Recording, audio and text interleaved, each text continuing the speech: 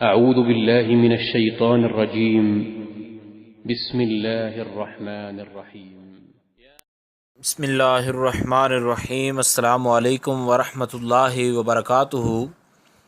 بات کریں گے خواب کے اندر ہاتھی دیکھنے کے حوالے سے کہ خواب کے اندر ہاتھی کا دیکھنا کیسا ثابت ہو سکتا ہے۔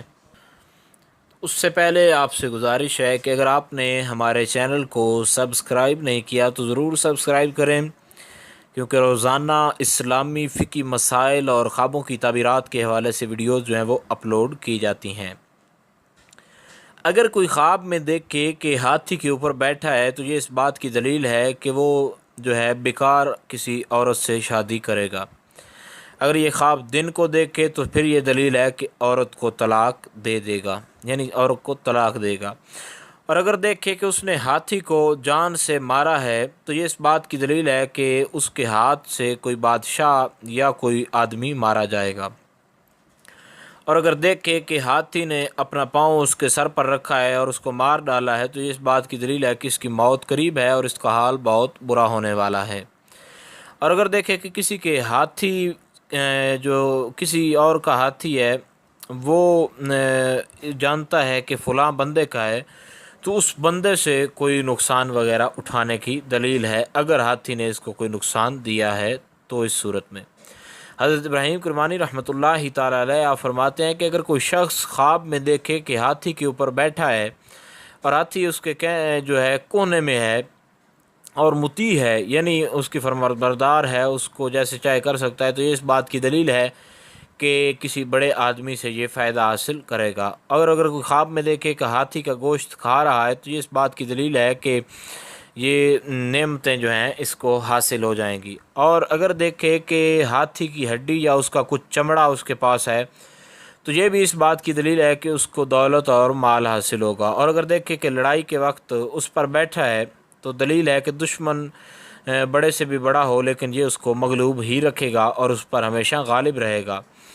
اور اگر کوئی شخص خواب میں دیکھے کہ ہاتھی کی پشت سے گرا ہے تو یہ اس بات کی دلیل ہے کہ کسی سخت مصیبت کے اندر گرفتار ہونے والا ہے۔ اور اگر کہ دیکھے کہ لڑائی میں ہاتھی سے گرا ہے اور مر گیا ہے تو یہ اس بات کی دلیل ہے کہ اس ملک کا بادشاہ جو ہے وہ مرنے والا ہے یا ان کے خاندان کا کوئی بزرگ جو ہے وہ فوت ہونے والا ہے۔ حضرت جابر مغربی فرماتے ہیں کہ اگر کوئی شخص دیکھے کہ تماشے کے لیے ہاتھی کے اوپر بیٹھا ہے اور وہ ہاتھی اس پر جو ہے وہ جھپٹ پڑا ہے تو اس صورت میں اس کی تعبیر یہ بنے گی کہ یہ کسی اجمی عورت سے نکاح کرے گا۔ یہاں پر اجمی سے مراد غیر عربی کے علاوہ یعنی کسی اجنبی عورت سے وہ نکاح کرے گا، شادی وغیرہ اس سے کرے گا، یا اپنی ذات سے باہر شادی کرے گا۔ دونوں صورتوں میں عورت دیکھے یا مرد دیکھے ایک ہی تعبیر ہے۔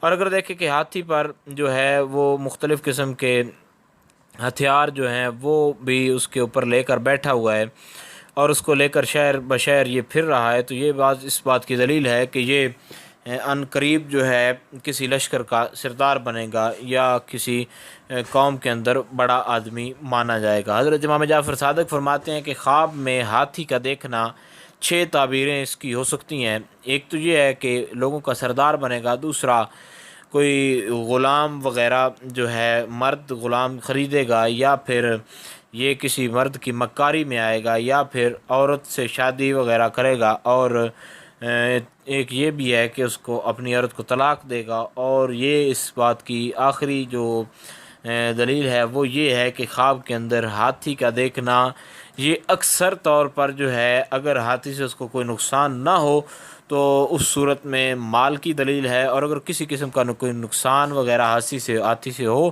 تو پھر اس صورت میں اس سے جو ہے کسی سے نقصان اٹھانے کی دلیل ہے۔